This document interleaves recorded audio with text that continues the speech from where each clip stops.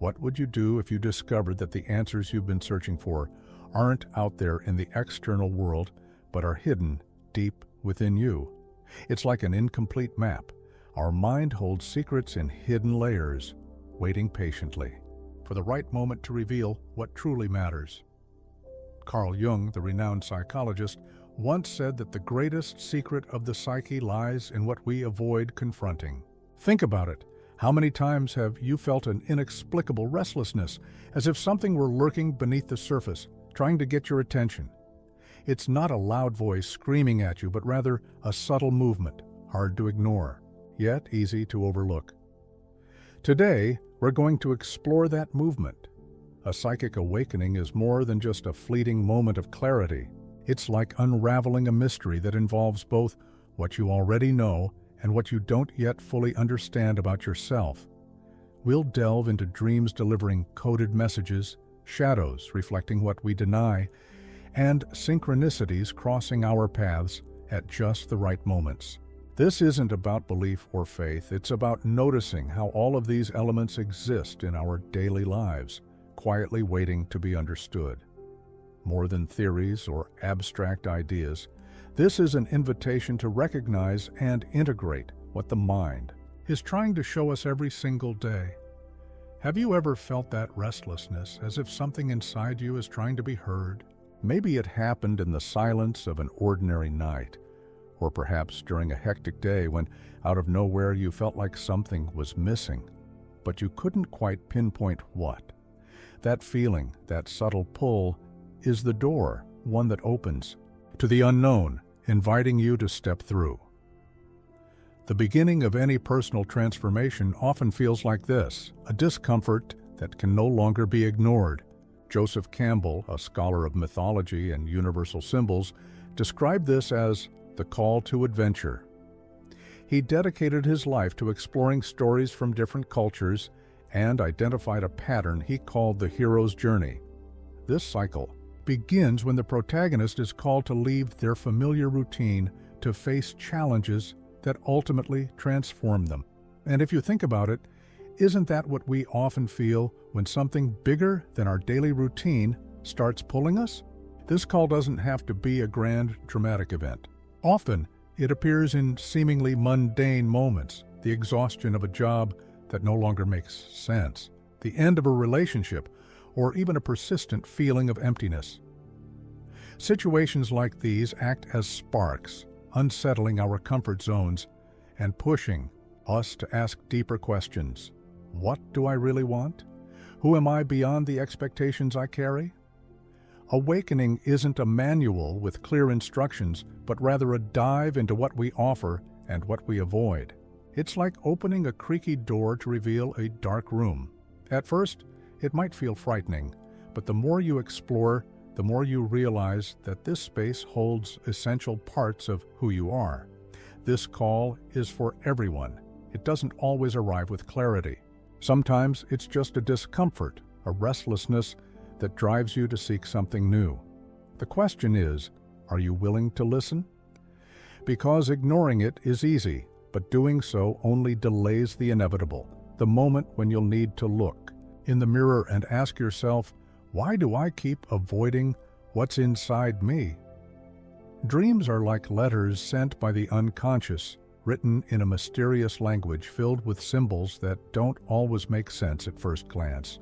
Yet they carry truths that our conscious minds haven't yet grasped. Have you ever stopped to think about what your dreams are trying to tell you? Carl Jung, a psychiatrist and one of the leading figures in analytical psychology, believed that dreams were bridges to the unconscious, a way to access aspects of ourselves that we avoid or don't yet understand.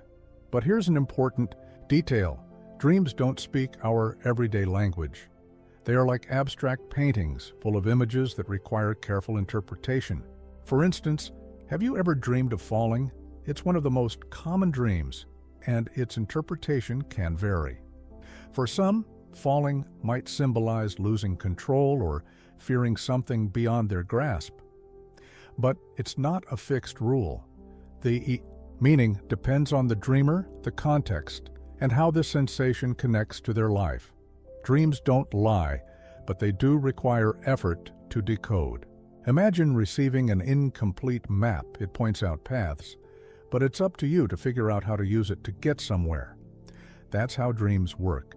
They bring messages about our desires, fears, and even opportunities for growth, but they only make sense when we look at them closely. What if the symbols in dreams were messages about what we need to face in our lives? A wild animal might represent your own suppressed anger. A dark room could symbolize a secret you're trying to hide from yourself. Often, what appears in dreams is what we're unable to express during the day. They are at once confusing and revealing. What makes dreams so fascinating is that they never cease to surprise us. Even when we don't immediately understand them, they continue working silently, showing us what we can't see, and perhaps that's what makes them so valuable. No matter how much we ignore what's hidden, it always finds a way to surface, even if it's while we sleep. Have you noticed how easy it is to point out in others the things that bother us? An irritating habit, a behavior we judge inappropriate, or even a way of being that seems to provoke us on purpose. What if I told you that often what we see in others is just a reflection of what we reject in ourselves? Carl Jung called this the shadow, the parts of ourselves that we don't accept, don't understand, or simply prefer to ignore. Imagine the shadow as a locked chest in the basement of the mind, where we hide what we don't want to show the world. Fears, insecurities, repressed impulses. The problem is that ignoring it doesn't make it disappear. On the contrary, it finds ways to manifest itself, especially in our relationships. Think of a time when someone irritated you because of something you also do or fear doing deep down. For example, someone who constantly criticizes others for being arrogant might, without realizing it, be struggling with their own tendency to feel superior. It's uncomfortable to admit, but these projections are like mirrors reflecting what we'd rather keep hidden. Not confronting the shadow is like allowing a hidden fire to slowly consume the structure of a house. Ignoring it isn't a solution. It's merely postponing the inevitable, which comes at a greater cost over time. Facing the shadow, however, isn't about judging or punishing yourself. It's about accepting that we all have imperfect parts, and that's okay. For example, someone who rejects their anger might notice it erupting uncontrollably at the worst moments. But by confronting this emotion, they might discover that anger carries an important message. Perhaps it's tied to boundaries that haven't been respected or to a need for change. The shadow, after all, isn't just a repository of weaknesses. It also holds the potential to transform us. What do you see in others that you might be hiding in yourself? This question can be uncomfortable, but reflecting on it can lead to great insight. Because when we face what we've been avoiding, we begin to find a path to acceptance, not just of what is good, but of what is real. How many times have you experienced coincidences that felt too meaningful to be mere chance? Like thinking of someone and suddenly they call you, or finding an unexpected solution to a problem just when you need it most. These are synchronicities, moments when it feels like the universe is whispering directly to you. Carl Jung, who coined the term synchronicity, described these experiences as meaningful coincidences connecting external events to our internal state. He believed these events reflect a link between what we feel and what the world mirrors back to us. A famous example comes from his clinical practice when a patient was recounting a dream about a golden scarab. At that very moment, Jung heard a light tapping at the window, and upon opening it, he found a beetle resembling the one from her dream. To him, this coincidence marked a turning point in her treatment, as it reinforced a critical aspect of her inner work. But are these synchronicities really messages, or are they just a way of finding meaning in chaos? It's a fair question. Still, it's hard to ignore how these events often occur at crucial moments, like lighthouses in the darkness, illuminating the next step. Think of a time when you were uncertain about a decision, and suddenly something small, a conversation, a song, or even a forgotten object, helped clarify your path. At the same time, it's important to remember that synchronicities are guides, not destinations. Obsessing over them can lead to imbalance, like seeking signs for everything and losing the ability to act independently. They should be treated as tools, not definitive answers. As Jung warned, the universe can reflect our desires and doubts, but the responsibility to interpret and decide lies solely with us. Is it just coincidence, or is it an alignment between what you feel and what the world reflects? That's the question. Because in the end, synchronicities remind us of something fundamental. We are connected to everything around us in ways we don't always understand. Recognizing them means embracing the fact that life is often more complex and more fascinating than we can predict. Psychic awakening, while captivating, is not a straightforward or risk-free journey. Often, what begins as a search for understanding can turn into a heavy burden. It's like building a house on a mountaintop without a solid foundation. No matter how tall or impressive it is, one strong wind can bring it all crashing down. One of the most common risks in this process is isolation. As someone dives deeper into spiritual practices or self-discovery, it's easy to become disconnected from the world. Endless meditations, constant reading on the subject, or even striving for emotional perfection can create a bubble. While the person may feel above worldly distractions, they might actually be distancing themselves from meaningful and necessary connections. Another pitfall is the obsession with light, trying to stay positive and enlightened all the time. The truth is, awakening isn't just about ascending, it's also about descending into the things we avoid. You can't escape your shadow without confronting its challenges. Someone clinging only to higher experiences might suppress essential emotions like anger or sadness, or overlook basic needs, and this will eventually take its toll. Think about cases of spiritual burnout. Someone might overdo meditation or self-discovery exercises to the point of neglecting their body, relationships, or mental health. Instead of finding balance, they end up overwhelmed, like a bird trying to fly too high without realizing its wings are wearing out. Awakening isn't about escaping who we are. It's about integrating every part of ourselves, and integration requires balance. What happens when we ignore essential aspects of who we are? It's like playing an out-of-tune instrument. Even if the melody is right, something will still feel off. That's why grounding your awakening in practical, everyday life is so important. The psychic journey can be deep, but it needs roots. Without them, what should set you free can end up trapping you instead. As we follow the path of self-discovery or spiritual practices, another subtle yet common danger emerges: the spiritual ego. It might sound contradictory. How can something meant to connect us to our essence actually fuel the ego? But that's exactly what happens when spirituality becomes another way to feel superior to others. Carl Jung warned about the risks of an inflated ego during the awakening process.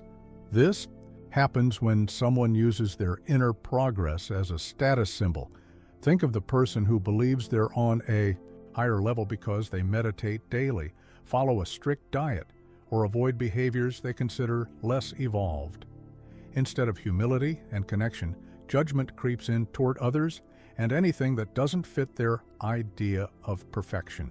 The problem with spiritual ego is that it disconnects us from the essence of what awakening truly means. Instead of fostering growth, it creates a mask of superiority. For example, someone who practices yoga or meditation might begin to look down on others who don't follow the same lifestyle, treating spirituality as a badge of nobility rather than a path of personal transformation. What does it really mean to be awakened? Is it about feeling superior to others or being at peace with yourself? The answer can be uncomfortable because spiritual ego often hides in plain sight. It masquerades as progress, but at its core, It's just another way of shielding ourselves from vulnerabilities that remain unintegrated. As Jung once said, the goal of individuation is to free the man from the false shell of the persona. But it should not be understood as a quest for perfection, rather as the full development of the individual. In other words, true awakening is a path of humility, not glory. Recognizing this requires honesty and a critical examination of our intentions. After all, genuine spirituality doesn't divide but connects. It doesn't elevate some above others, but reminds us that at our core, we all share the same contradictions and potential. We are both light and shadow. It's a truth as simple as it is unsettling. Yet many of us spend our lives trying to be only good, ignoring or suppressing the parts of ourselves we find unacceptable. But what happens when we reject such an essential part of who we are? It doesn't disappear. It simply hides, waiting for the right moment to resurface. Carl Jung believed this duality is unavoidable and that trying to suppress the shadow only leads to greater imbalance. He famously said, "There is no light without shadow and no wholeness without imperfection." This means that accepting the shadow doesn't mean resigning ourselves to darkness. It means recognizing that it's part of the whole. We are like day and night. One cannot exist without the other. Think about emotions like anger or sadness, which we're often taught to avoid or suppress. A common example is someone who strives to be always kind, suppressing any signs of dissatisfaction. Over time, this person might accumulate so much frustration that an outburst becomes inevitable. It's like trying to hold down a balloon while continuing to fill it with air. Eventually, it bursts. Accepting the shadow, however, doesn't mean being controlled by it. It's about understanding that within every emotion or impulse we consider negative, there's something to be learned. Anger, for instance, might reveal where our boundaries are being crossed. Sadness could be an invitation to slow down and reflect on what truly matters. The balance lies in realizing that we are not one or the other, but both. To live authentically, we need to integrate these parts of ourselves rather than fight against them. Accepting the shadow doesn't mean becoming dark, it means becoming whole. So, the question remains, what part of yourself are you rejecting out? A fear of not being accepted by others? Accepting duality is the first step, but the true challenge lies in integrating it into who we are. What does it really mean to become whole? Imagine a puzzle with scattered pieces, where each piece tells a story. Some you're proud to show, while others you prefer to hide. The work of integration is about bringing all those pieces together, even the difficult ones, to see the full picture. Carl Jung called this process individuation, an ongoing journey of self-awareness and acceptance, where we move beyond just living through our social mask or persona and connect with our true essence. He never claimed it was easy. After all, who enjoys facing their own mistakes, insecurities, or fears? But ignoring them means living an incomplete life, as if parts of yourself are always left on the sidelines. Think about moments when you've learned something important about yourself. Maybe it was after a mistake that taught you about boundaries, or perhaps it was realizing that even your flaws can be assets, depending on how you use them. A practical example, someone who sees themselves as stubborn might discover through integration that they're also resilient and determined. This work happens in the small moments of daily life. It's forgiving yourself when something goes wrong, recognizing your flaws without condemning yourself, and celebrating your strengths without inflating your ego. It's understanding that you don't need to be perfect, just honest with yourself. Because in the end, you don't need to become someone else. You just need to become who you already are. Like pieces of a puzzle, the process is rarely linear. Some parts fall into place quickly, while others take time. But every step forward brings you closer to something more authentic. As Jung said, what you most need is found where you least want to look. Perhaps the missing piece lies precisely in the part you've been avoiding. Psychic awakening isn't a straight line with a clear endpoint. Instead, it's more like a spiral where each turn takes you deeper into yourself. As you progress, you revisit familiar places but with new perspectives and lessons. What seemed clear at first might change, and what once felt confusing might finally make sense. This process has no shortcuts nor a definitive destination. Often when we think we've arrived, life presents a new challenge, asking us to face something we hadn't yet noticed. This isn't failure, it's the very nature of awakening. Jung famously said, "What we deny in ourselves controls us. What we accept frees us." Yet this freedom isn't static. It's a continuous cycle of learning and transformation. Think about patterns that seem to repeat in your life. Maybe you've faced recurring relationship issues, insecurities, or personal dilemmas that keep coming back. The goal isn't to avoid these cycles, but to notice how you approach them differently each time. With every turn of the spiral, you carry the lessons you've already learned, even if the challenge feels the same. Awakening is just that, a dance between light and shadow, progress and pause, acceptance and change. It's not about reaching the top of a mountain, but learning from each step of the climb, and sometimes the descent.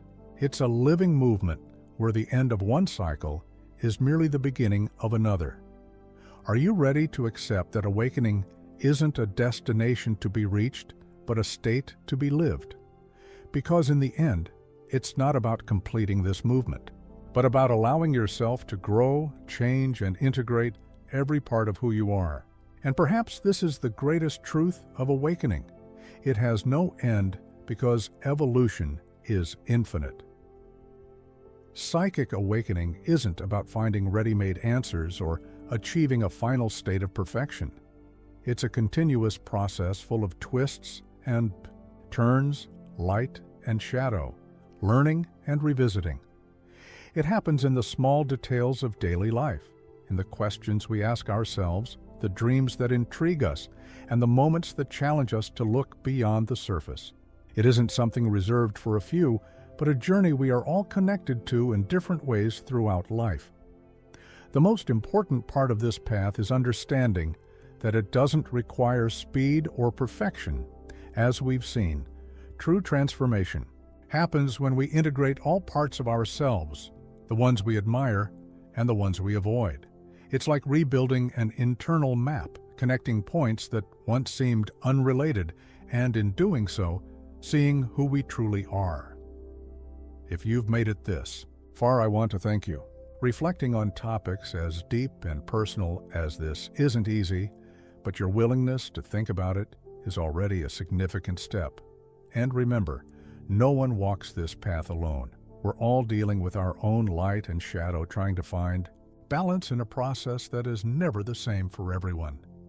Now, I want to leave you with one last thought. What inside you still needs to be heard? Sometimes the answers lie in the simplest things, in the dream that keeps lingering in your mind, in what bothers you most about others, or even in the coincidences that cross your path. Don't ignore these signs. They might be the starting point for something you didn't even realize you needed to understand. The journey of awakening, if we can call it that, never truly ends. Each cycle brings new challenges, but also new possibilities.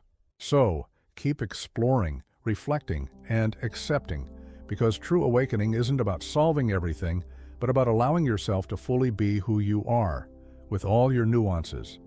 If this message resonated with you in any way, share your thoughts. Let's keep this conversation going. And once again, thank you for being here. May the balance between your light and shadow always be the compass in your search. Until next time.